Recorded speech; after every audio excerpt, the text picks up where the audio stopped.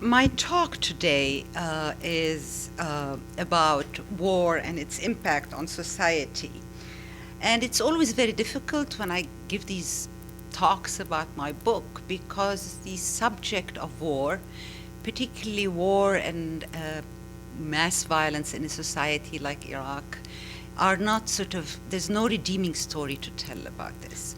So it's always, every time I give a book talk about aspects of the book, whether it's martyrdom or soldiering or the culture of militarism in Iraq, I have this reaction in the audience where there's 5 minutes of very awkward silence before the questions come. So I'm hoping I don't have these 5 minutes of awkward silence after I give this talk. And I wish I could tell it's a redeeming story, but I think it's an important story to tell. Now, any talk about Middle East, and particularly about Iraq, with a title that has the word martyrdom in it, carries, I think, great risk. The word is so loaded with meaning in US public culture and has come to signify terrorists who blow civilians and themselves up in the name of a mythical heaven. What I want to really talk to you about today is something quite different. I want to talk to you about the changing meaning of martyrdom and death, changing meaning really of death for one's country. And I'd like to argue that part of the divisions in Iraq today are fueled by a lack of national consensus on the part of Iraqis about the meaning of death for one's country. And this lack of national consensus is reflected in the contested meaning of martyrdom. What does it mean to die for one's country, and who dies for one's country? Now, I began thinking through research and writing my book on Iraq in the midst of Iraq's disintegration in the aftermath of the US invasion of Iraq in 2003. And I found myself interested in particular forms that this disintegration took. And public media outlets have, and most analyses have tended to stress resistance, counterinsurgency, sectarianism, tribalism, and corruption. I was puzzled, however, by the public discourse on martyrdom and its meanings that emerged almost immediately after the occupation. A fierce battle was fought in Iraqi public culture about national memory and the memory of the Ba'ath. In particular, the battle revolved around the issue of who to consider a martyr. Was a martyr, for example, someone who had died in the service of one's country as a fallen soldier? Or was it someone who had died as a victim of Ba'ath oppression or Ba'ath regime oppression? The debate was and continues to be central to how Iraqis articulate their ideas of citizenship in a nation and the way they remember their past. Now, for most Americans, the story of Iraq at war and the violence that erupted after the war begins in 2003.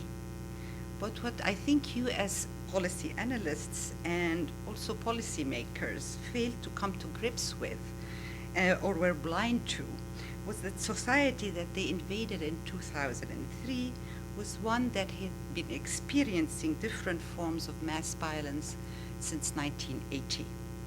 It was a country in which people had learned to live with war, organized their social lives around it, and its government had spent exorbitant amounts of resources to make war acceptable to its citizens and make it as well part of their everyday lives.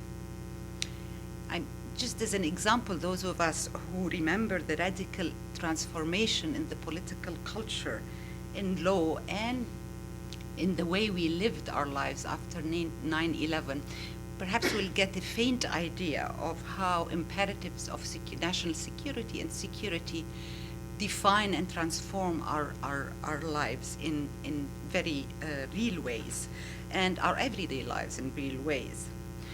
So my book grapples with this puzzle of how this state of exception is normalized and structures the everyday life of Iraqis, particularly between 1980 and 2003. In other words, how does it shape state rule, bureaucratic governance, cultural politics, and the practices of citizenship?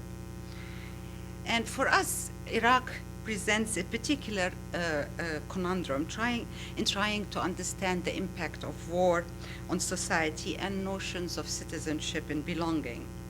In the space of 23 years, it experienced 4 kinds of wars, all of them devastating to certain sectors of Iraqi population.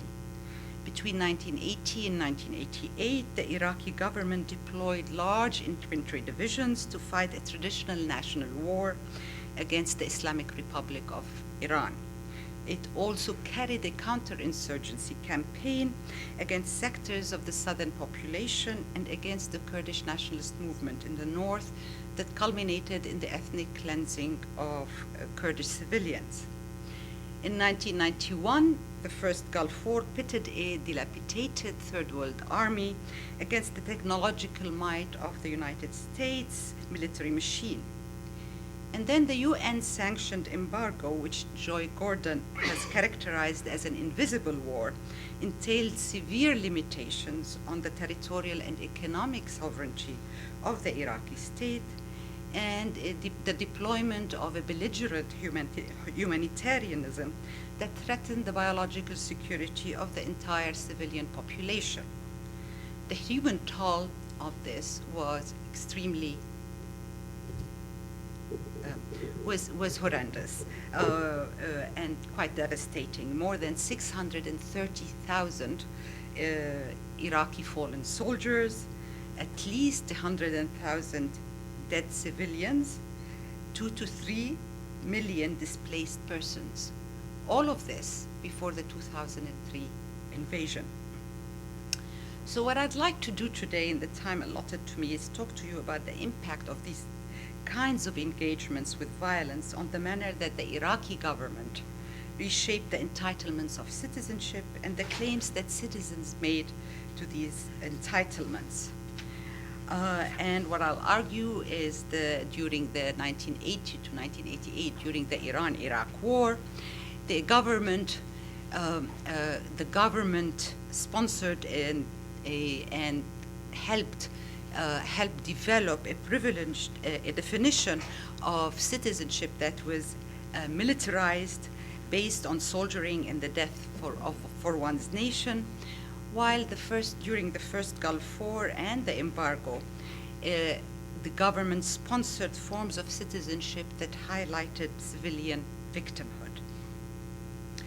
Now, the first part of my talk is concerned with the political economy of martyrdom, and the second with the politics of its representation. Now, and so I'll start with the first part. Now, the privileging of martyrdom as a category of citizenship took on national proportions during the Iran-Iraq war. However, from the beginning, martyrdom itself was and continues to be an evolving category of citizenship and an understanding of citizenship, both in its legal definition and in the manner that it was culturally represented. Now, the transformation in the contested meaning of martyrdom is a result of multiple factors. Perhaps the most important has to do with the changing nature of violence in Iraq. While the rights of martyrs, for example, during the Iran-Iraq war were restricted to those of a fallen soldier, the Gulf War and the embargo expanded the definition of martyrdom to include civilian victims of US bombardment and the embargo. Now, the second component of this evolving and contested meaning of citizenship came from below. Citizens themselves, particularly martyrs' families, the families of the dead,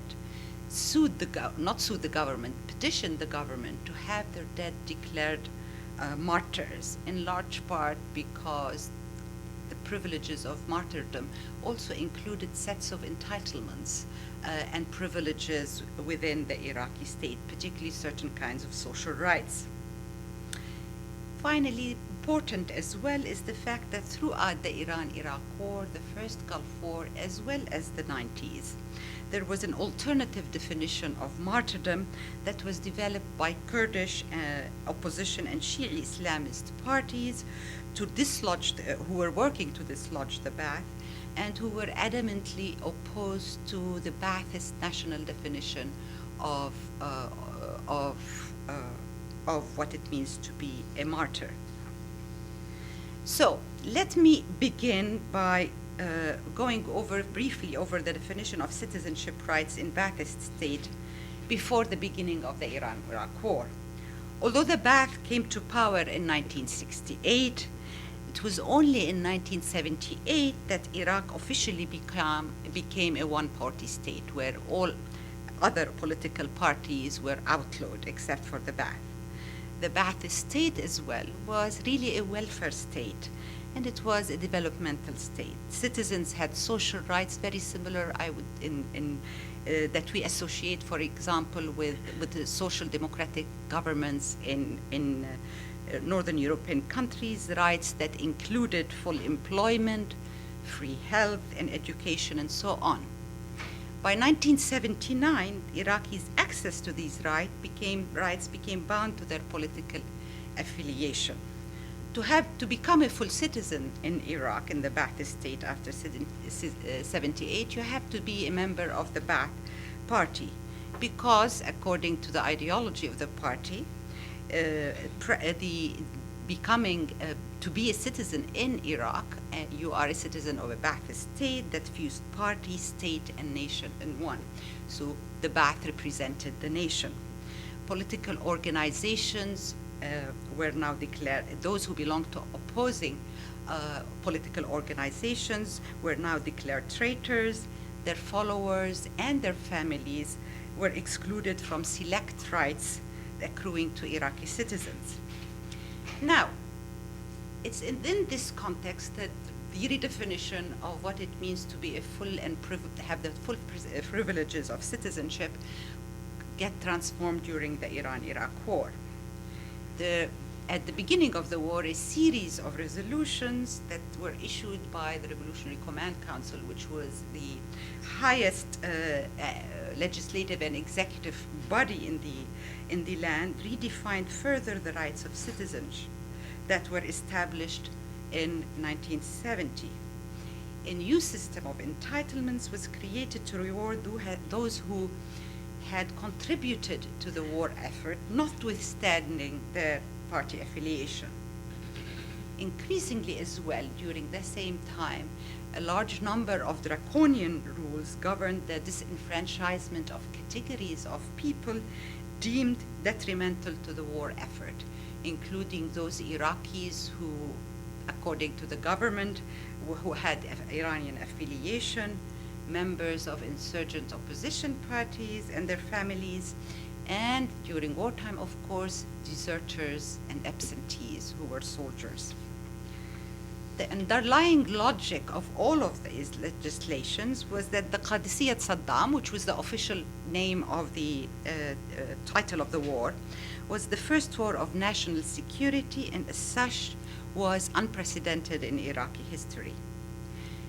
But then determining who was a martyr in this context was also raised a host of issues for the Ba'athist state.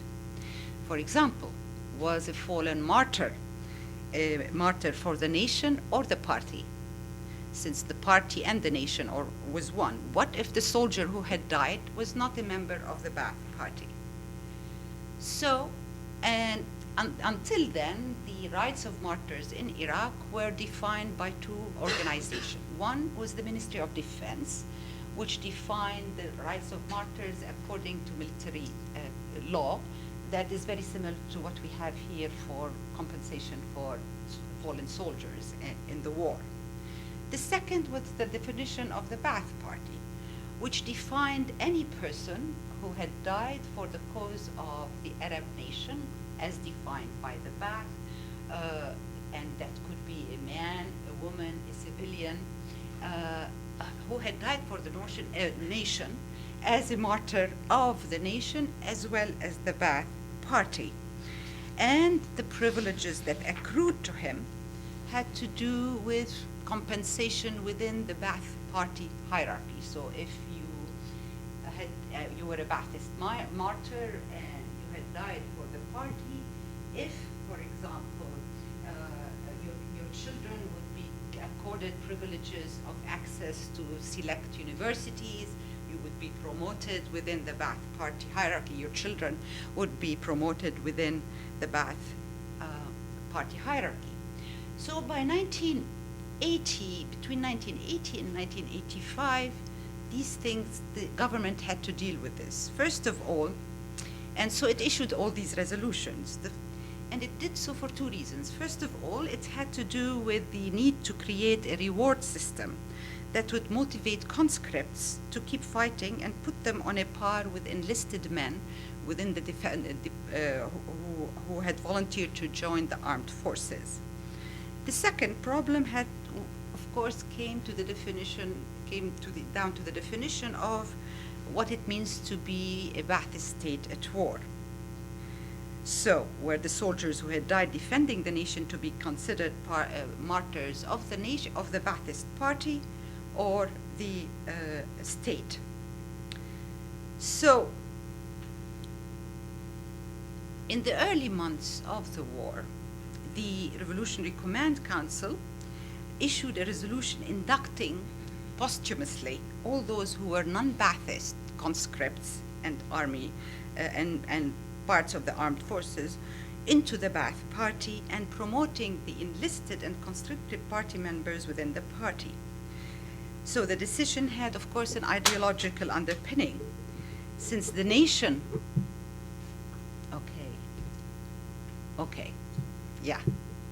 since the nation, and you can see here, it's not coming out. Okay. So, and you can see this is one of the resolutions that came out on Ba'ath party, Ba'ath party document. And so this is a particularly one that's in the 1987, but in 1980 they issued this resolution. So the dead soldier, the fallen soldier who had managed all his life to avoid joining the party was really forced to do it after he died. I mean, it's pretty ironic that he had no choice, but this is the document that makes him a Ba'ath party martyr. And this is usually the form for inducting martyrs into the Ba'ath party. Now, beyond the ideological meaning ascribed to martyrdom in the Ba'ath Iraq, being inducted in the party meant more entitlements for enlisted and conscripted soldiers' families as well. So that the entitlements that had accrued before the war to party members were extended now to martyrs' family. And it also highlighted the importance now of martyrdom as an exalted category of citizenship in Ba'athist Iraq.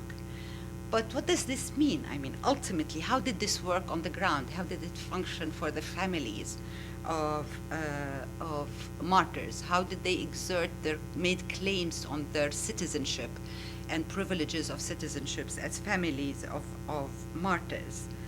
And what we find out is from the beginning, martyrs' entitlements were often confusing and negotiable. To claim benefits, martyrs' families had to deal with multiple institutions with overlapping jurisdictions. Families often found that they could petition the government to have a late relative categorized as a martyr. So the government had to deal with changing definitions of martyr to expand it from strict definition of a fallen soldier to include those who, for example, worked for the police, security forces, and the party militia, particularly those who were engaged in the work of counterinsurgency that is to say, who were engaged in work in suppressing Iraqi parts of the population, particularly in the north of the country or the south of the country, and who died in the line of fire as they did so. It also was expanded, for example, to include as this decree granting martyrdom status to employees of the housing ministry during the campaign in the north of the ethnic cleansing of Kurds, which involved the involvement, which included not only military men, but also security and party militias, and included engineers and various staff from the Ministry of Housing who went into the Kurdish areas of the north and engaged in blowing up houses of Kurds, because part of it was the slash and burn policy. Of course, the government then included them and their privileges, gave them the privilege, their families' privileges of martyrs. So that this is well beyond the definition of dying in the service of defending your country against foreign, as the Iraqis believe, foreign aggression. This is not a real. You also became a martyr if you were engaged in counterinsurgency measures against people who were also Iraqi, against citizens of the state. And this had profound, of course, implications for after the after the American occupation. Now we get a particularly clear idea of what it means for the families of martyrs when, and particularly to women within these who become victims or who lose their husbands during the war, and how negotiable it is. And what I will do today now is just draw on a report issued by the Ba'ath Party's General Secretariat in 1989, a few months after the conclusion of the Iran-Iraq War. The Secretariat was concerned about the growing delinquency and criminality of children of martyrs. The series of reports written by various bureaus of the party attributed the problem to the fact that so many patriarchal families were stressed by the death of their male head, and this is how they framed it. In particular, widows who had become heads of households faced an enormous difficulties, notably challenges of their rights to their husbands' entitlements from in-laws, siblings, and other wives.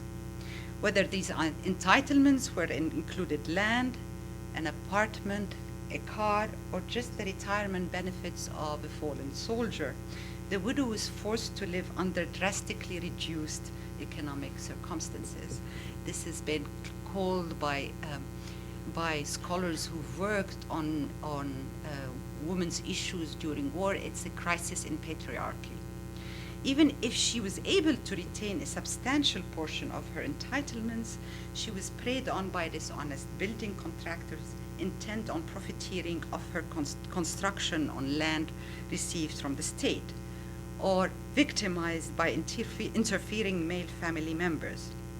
She often had to resort to the local Ba'ath Party office or the Ministry of Justice to petition the retention of these rights.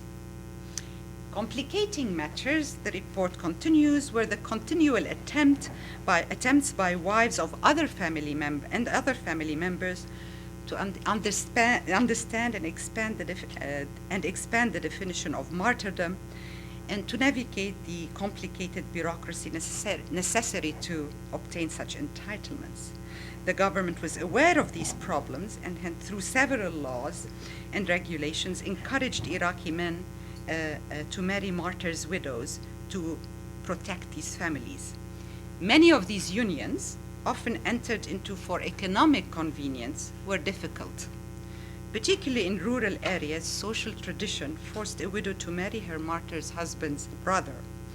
These marriages allowed the new heads of household to claim the children's matrimony and mistreat them, creating economic and psychological stress. Thus, from the beginning of the war, the state had targeted martyrs' families as a means to regulate the social and human costs of the war. It had not, however, anticipated the continued need to issue resolutions governing the private life, particularly those pertaining to women's rights and to her husband's entitlements. The parameters of martyrdom, even in Ba'athist Iraq of the 1980s, were defined not only by state imperatives, but also by the push on the part of citizens who understood the language of rights based on contribution of life and limb to the nation. Now, the first Gulf War brought an erosion of the narrative of sacrifice for the nation based on soldiering. Iraqi soldiers had hastily withdrawn from Kuwait, deserted, surrendered to the enemy, partook in the uprising against the regime, or been victims to US bombardment. Parsing out those among them who had died in the war as a result of enemy fire became one of the most pressing tasks for the regime. At the same time, the uprising against the regime that took place in March of 1991 led to the death of a number of soldiers and Ba'ath Party members who experienced the anger of the rebels. The violent suppression of the uprising by the regime led to a large number of Iraqi deaths as well. Finally, the bombardment by the US of civilians during their air campaign resulted in several thousand deaths. The most famous of these is a shelter in Baghdad that had housed more than 400 Iraqis, the overwhelming majority of them women and children. So who's a martyr now? Trying to parse out who to give the rights and entitlements to martyrdom became a problem. By September of 1991, 6 months after the end of the hostilities, the Revolutionary Command Council had begun to set up mechanisms to assess who would be considered a martyr in this latest war.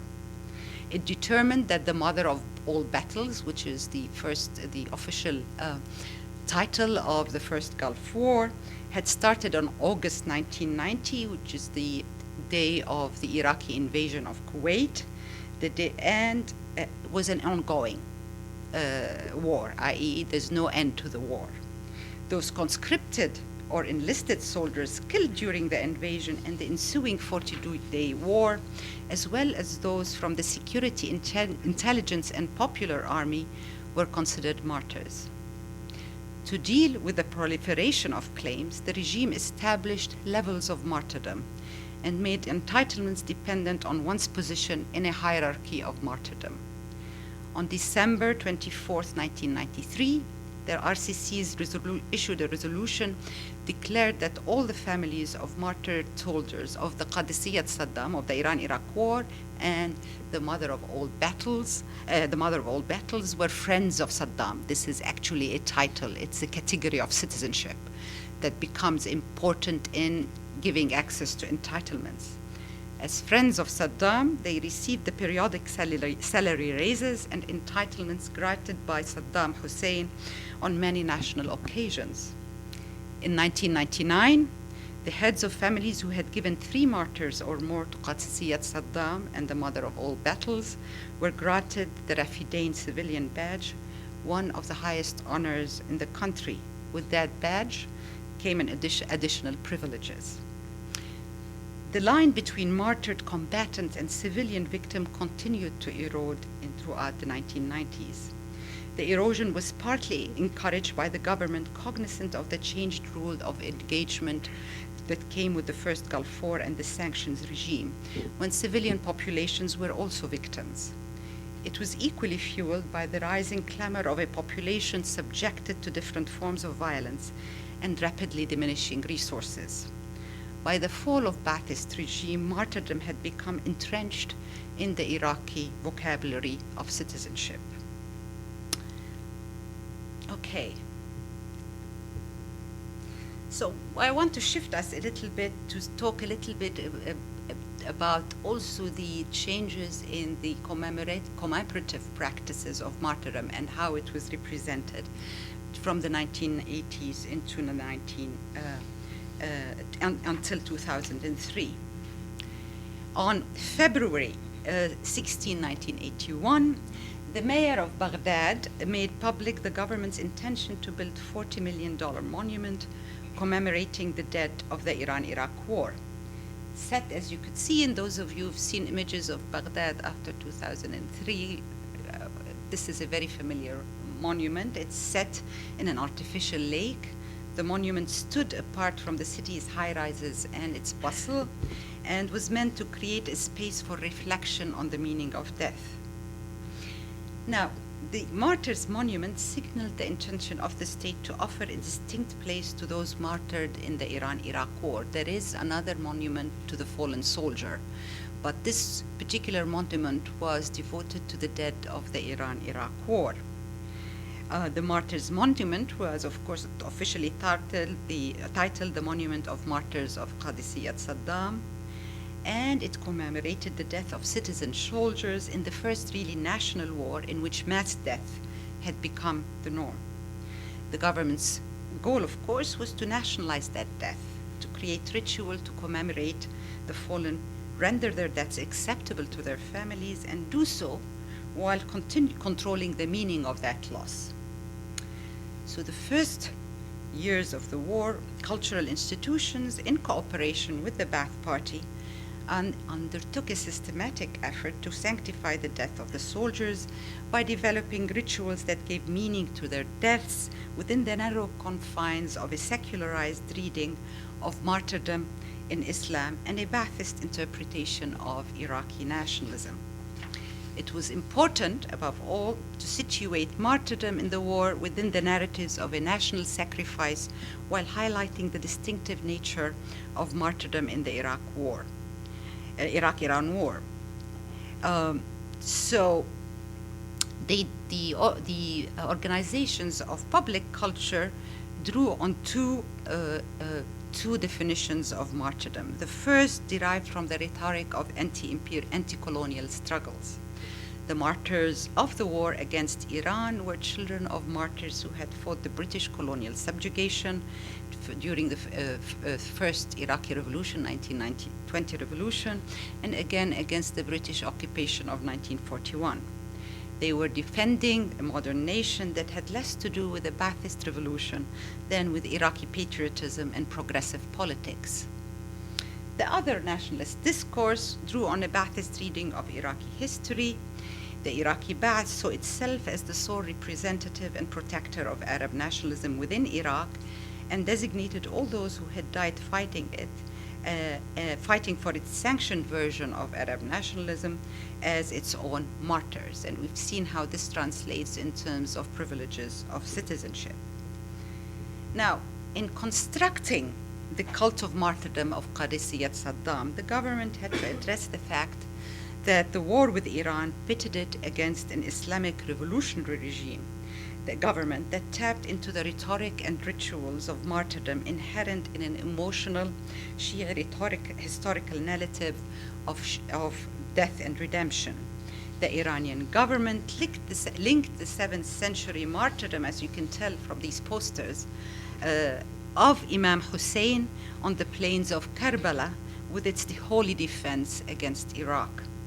Elaborate rituals of mobilization and mourning, accompanied by a visual iconography that situated martyrdom for the nation in the context of Shi'i suffering, provided powerful means of creating consensus in Iran on the human costs of the war.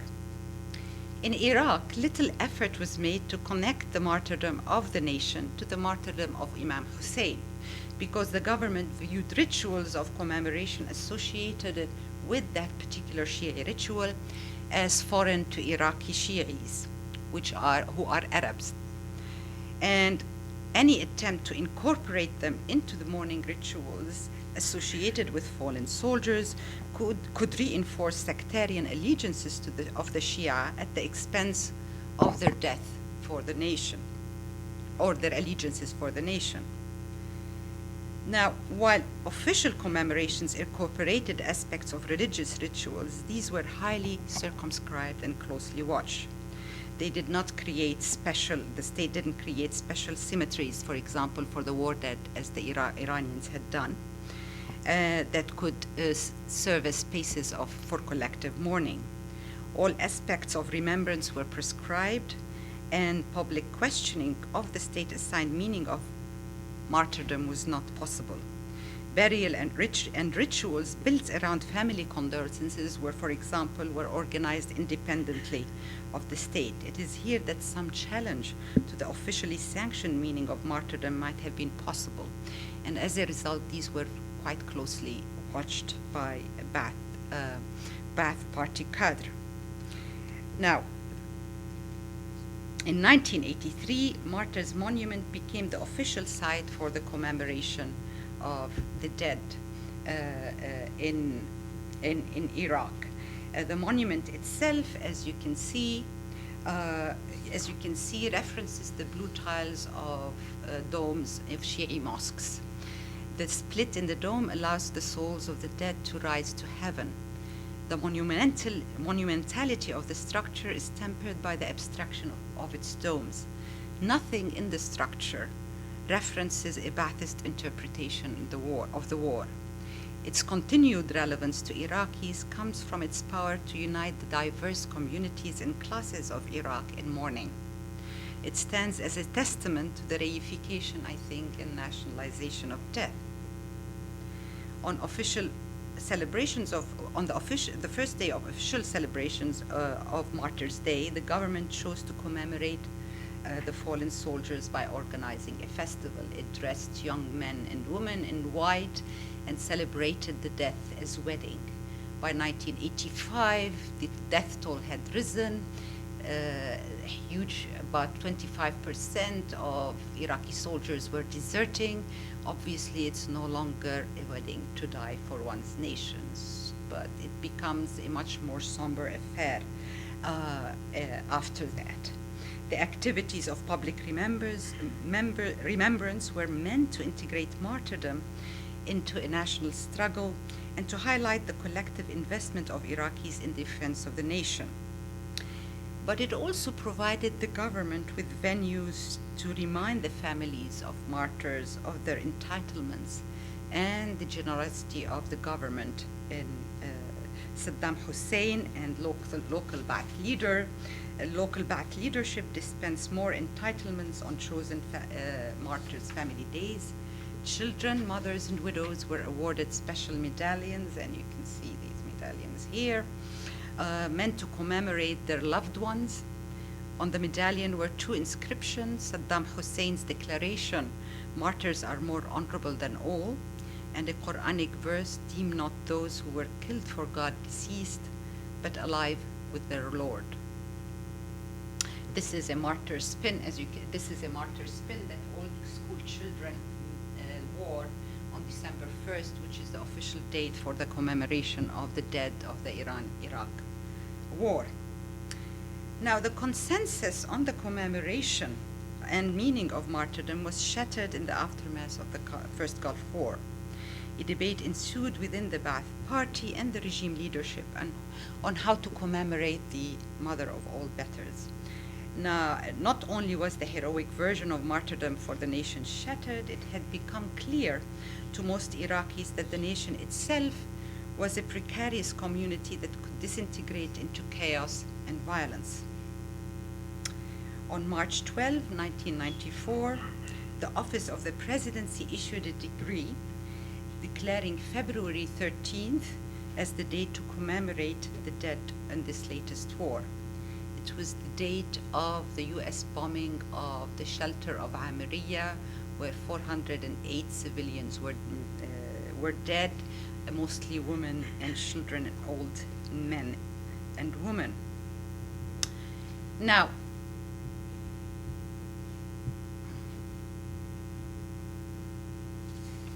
several reasons explain the choice of the government. The popular and often spontaneous grief over the bombing of the shelter demonstrated by the Iraqi population gave the Iraqi regime impetus to channel popular sentiment towards a national symbol that could unite Iraqis and divert really their attention from the regime's disastrous policies. Important as well is the fact that Al-Amiriya shelter allowed the political leadership to speak the language of humanitarianism, linking the deaths that ensued from the Gulf War and the bombing by the US with the embargo and its impact on the population. finally, the commemoration built around the shelter spoke to an international audience of human rights activists who had condemned the war and the ensuing sanctions regime imposed on Iraq. And even before the official designation of February 13th as the date to mourn the dead in the First Gulf War, the government had quickly taken over Amiriya site as a site of commemoration. Unlike the Martyrs' Monument, abstraction of death, the Amiriya Shelter Mausoleum left the exhibit the remains of the victims' bodies and the detritus of their lives. The literalism of the memorial was designed to elicit grief by displaying photographs of the dead. As you can see here, a child and his mother, a young woman with her college graduation cap and gown, and contrasting them with their remains now reduced to ashes or seared onto the shelter's walls. The organizers created a powerful before and after effect. The shelter soon became the site of official commemoration and the obligatory visit by journalists, human rights activists, and other anti-embargo activists. Ghaida, a woman who had lost 8 family members to the bombing, served as a poignant volunteer guide. Ba'ath Party cadre disseminated the government's political message. Booklets in both Arabic and English were printed and disseminated. Now, so in Iraq, the choice of Al-Amiriya shelter by the government served both an internal constituency and an international one, but it also erased other kinds of suffering that had resulted from the war, particularly the role of the regime in the war itself and the suppression of the uprising. And while Al-Amiriya shelter served as a reminder for Baghdad's population of the humanitarian cost of the war and the embargo, the symbolism of Al-Amiriya shelter did not carry the same resonance in the south or the north of the country, where the experience of the violence of the uprising was much more important. Inside and outside Iraq, a powerful challenge to the narrative of the government came from opposition parties and groups who had constructed an alternative meaning of victimization, particularly around the uprising. The Anfal campaign, which was the campaign that was undertaken by the government in 1988 that cleansed Kurds, and the Ba'ath political oppression. And it is these groups that come to power in Iraq after the US invasion. Is my time up? Okay, so I'm going to conclude with this and open it up for questions.